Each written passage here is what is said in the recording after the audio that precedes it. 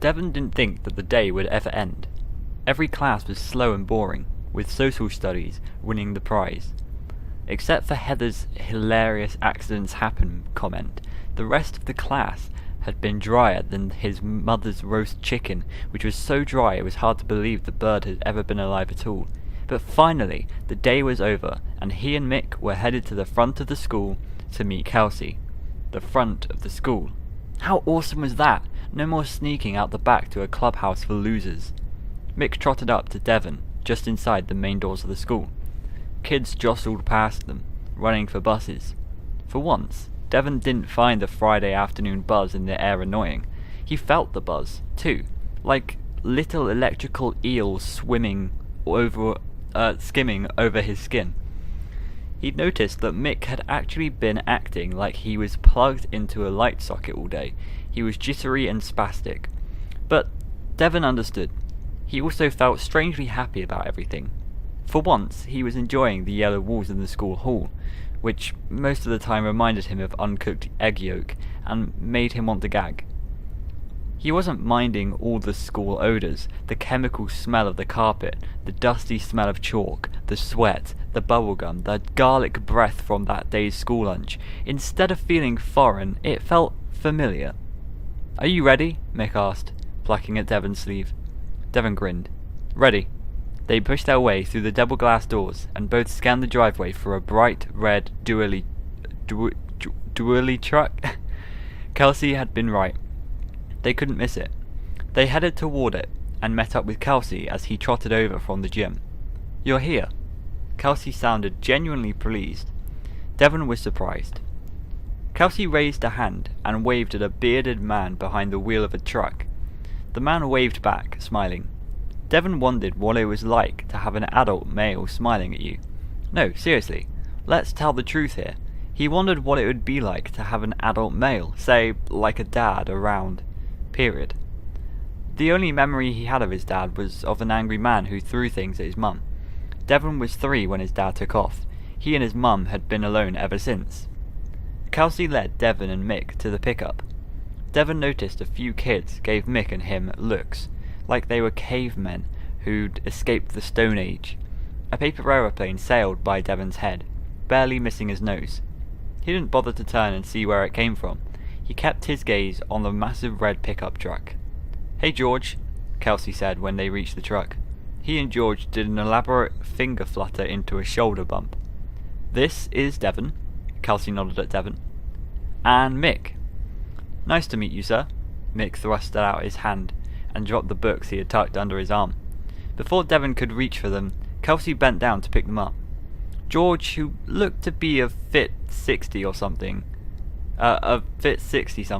shook Mick's hand. "No need for the sir. Call me George." He turned to Devon and offered his hand. Devon shook it. It was thick and calloused. "Hi, George." Kelsey stacked Mick's books and handed them back to Mick. Mick shifted them and grinned. "Thanks." "Okay," George says. "How about—" "Hey Kelsey," Heather's voice rang out. Devon whirled to look at her. She was wearing a tight, bright red shirt today. He'd spent most of English staring at it, and he was happy to see it again now.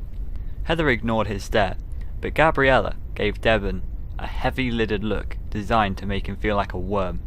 He made an ugly face at her, and she clutched Quincy, who pulled her close and said to George, "Nice rig." "Thanks." George grinned and patted the hood of his pickup like it was a dog.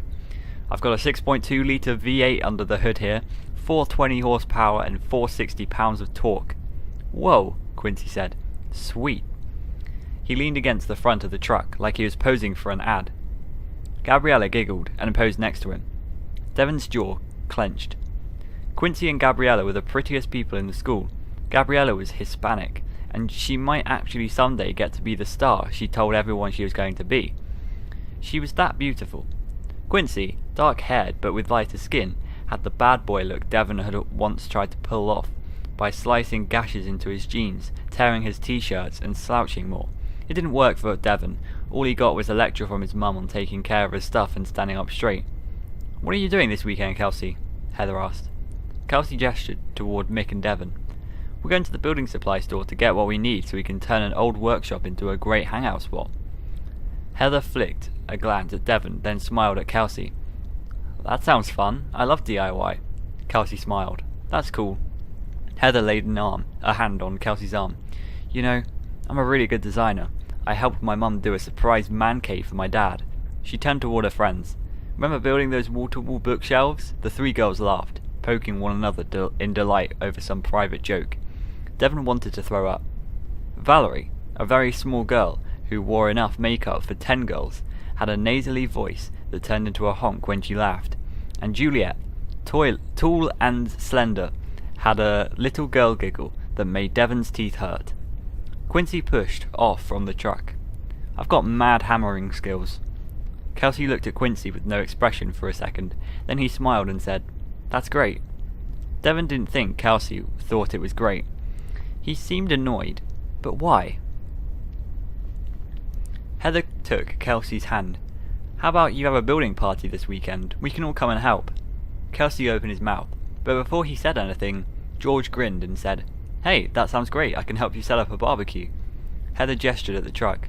Then let's go get some supplies. Kelsey looked from Heather and her friends to Mick and Devon. Heather went on. Quincy's brother was going to take us home, but he had to be someplace.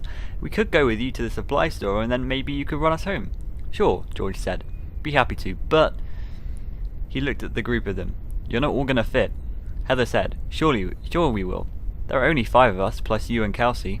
7 plus me and Kelsey, George said, gesturing at Devon and Mick. Heather glanced at Devon and Mick. She waved her hand in the air. Oh, they can ride in the back. Nope, sorry, George said. That's against the law. From the moment Heather and her crew had shown up, Devon had felt like he was watching the scene unfold from inside a glass cocoon. He got what everyone was saying, could hear the girls' annoying laughter, but it was all muted, even though they were standing just a few feet from Devon. They felt very far away, almost like he was watching them on a movie screen. His other senses seemed to have been turned off. He could no longer smell the bus exhaust belching out as the buses accelerated away from the school. He couldn't feel the clothes on his body or the pavement under his feet. Now it felt like fog was rolling into his little cocoon, and it was seeping inside of him, putting his brain in murk that made thinking nearly impossible. Maybe that was why he was surprised when he saw Mick step forward and say to Kelsey, I thought just me and Devon were going with you today. Kelsey frowned and looked at everyone. Devon knew the problem. Kelsey was asking himself, should I be a jerk and blow off the 2 losers, or should I ignore the pretty girls? It wasn't going to be a tough choice. Kelsey was still holding Heather's hand. George spoke up. How about this? We'll do 2 trips. I'll take some of you kids over there, then I'll come back for the rest. It's only a 10-minute drive. The wait won't be that long. Kelsey released a pent-up breath. Thanks, George. Heather grinned at Kelsey and pulled him toward the pickup's passenger door. Come on, we can share the front seat. I'm small enough that we can both fit under the seatbelt, she giggled. Kelsey shrugged and let Heather lead him to the front of the pickup. The others piled in the back of the pickup. Quincy pushed Mick back as he squeezed in after the 3 other girls. For a second, it looked like George was going to protest the number of kids in the back seat, but then he shrugged and got behind the wheel. All 4 doors slammed.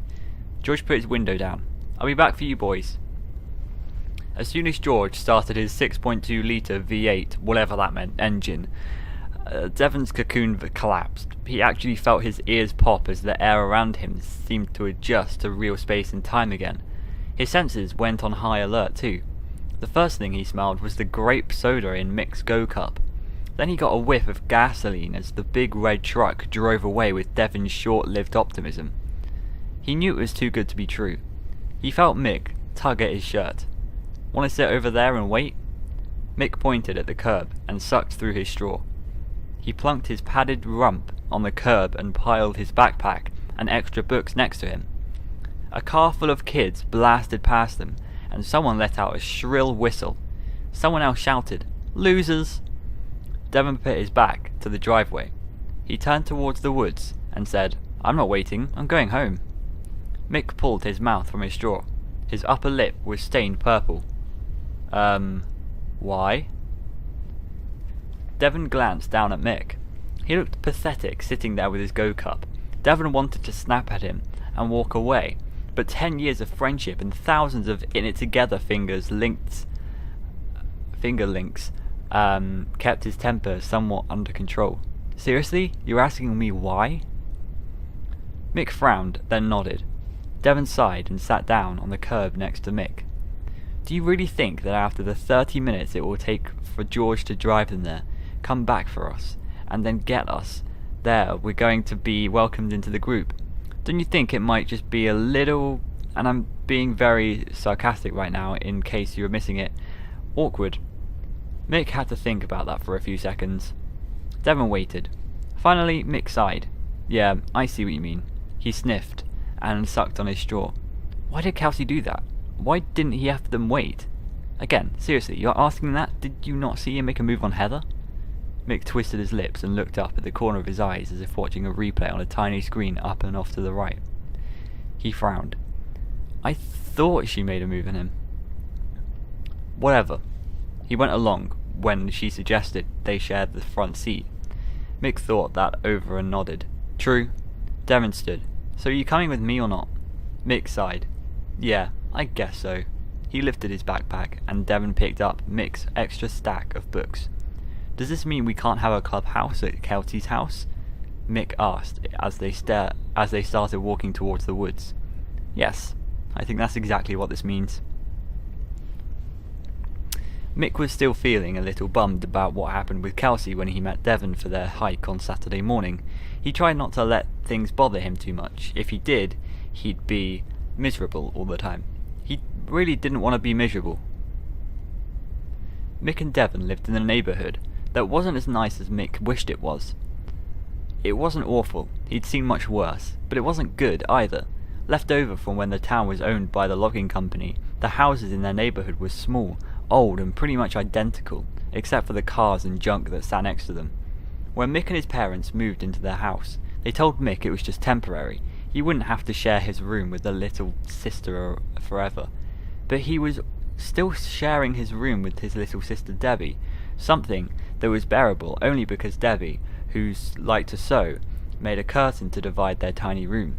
That and the fact they both had earphones and mostly spent their time reading on their computers kept them from wanting to kill each other. Sometimes Mick envied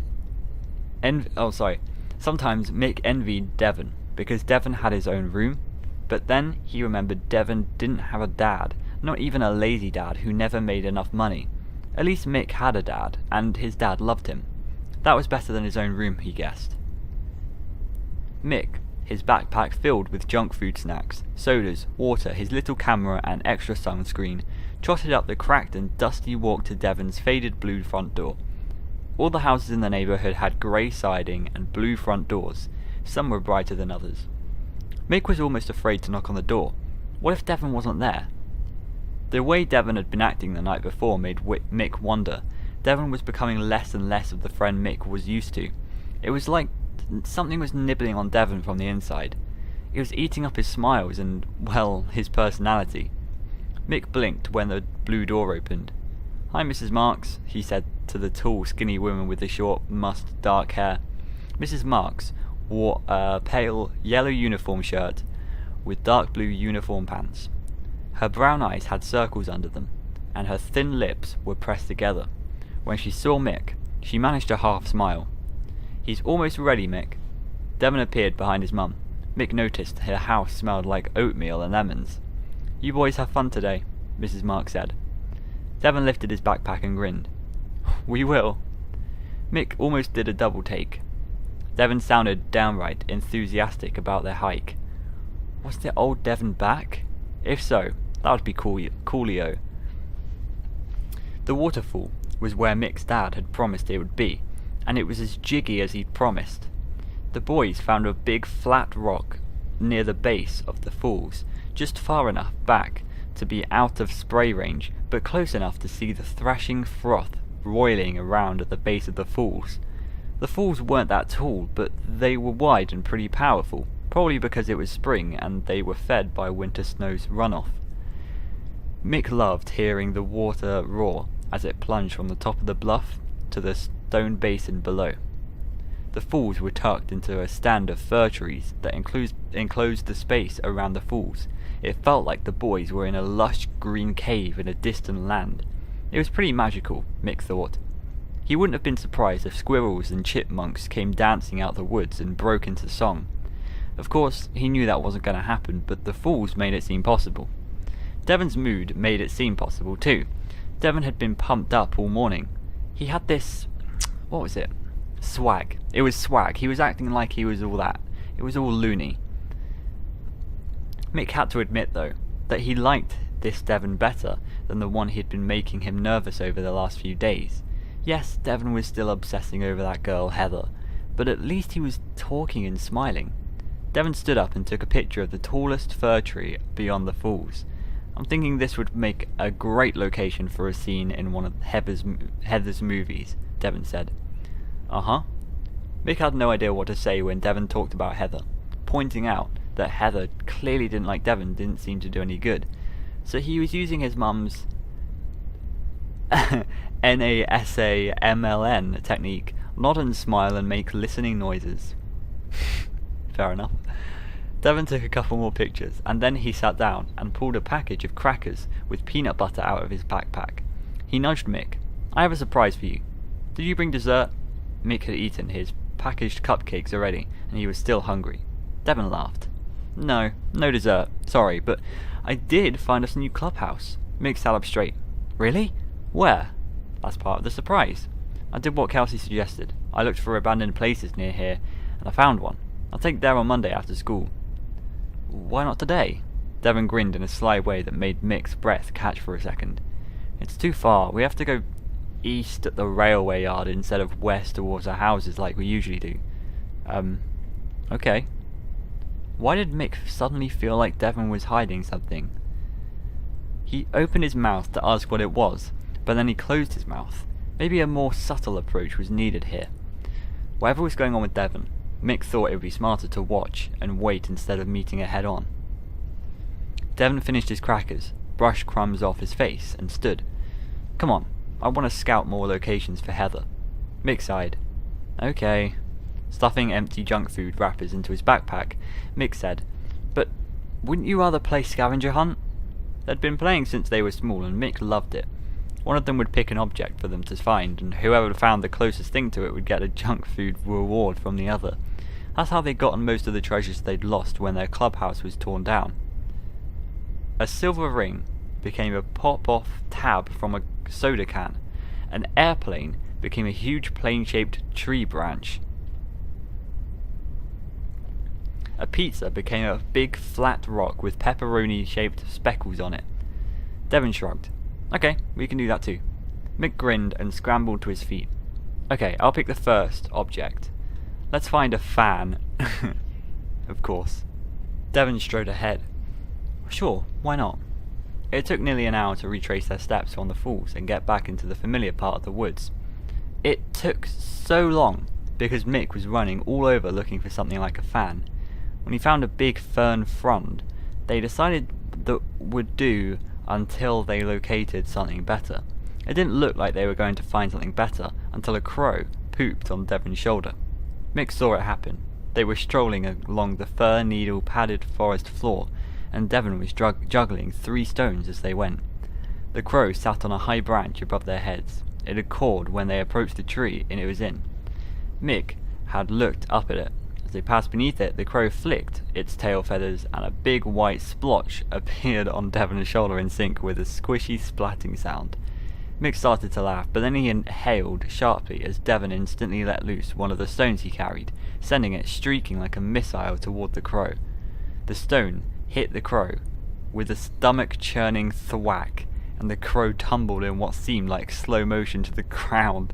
It landed a few feet in front of them. While Mick tried to process what had just happened, Devon gestured at the clearly dead bird. If you want it, a wing would make a better fan, Devon said. Mick stared at the bird.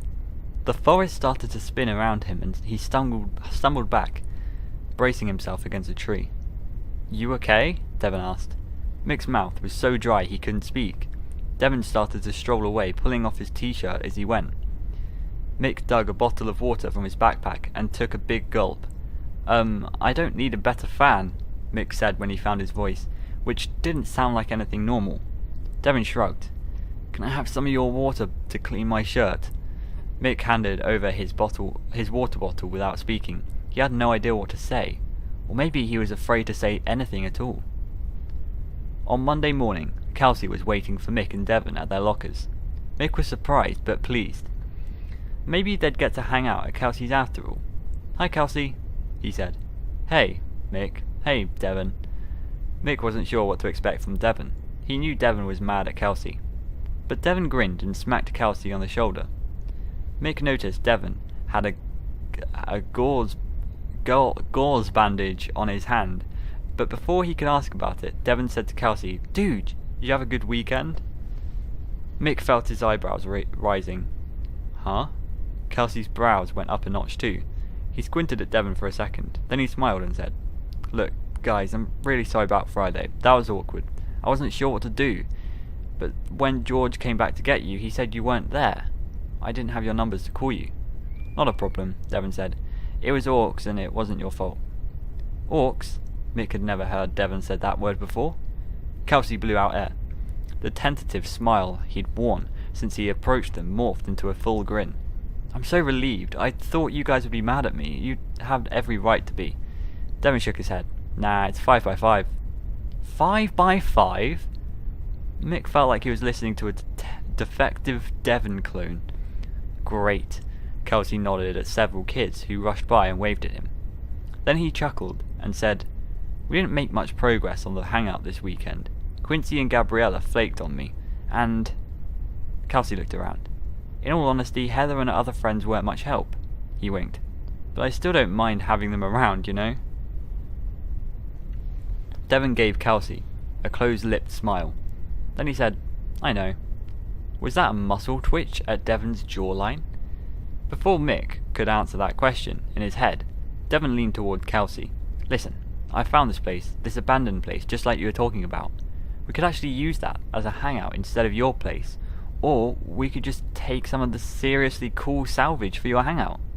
Reclaimed materials make for super creative spaces. This is better than a sci-fi movie, Mick thought.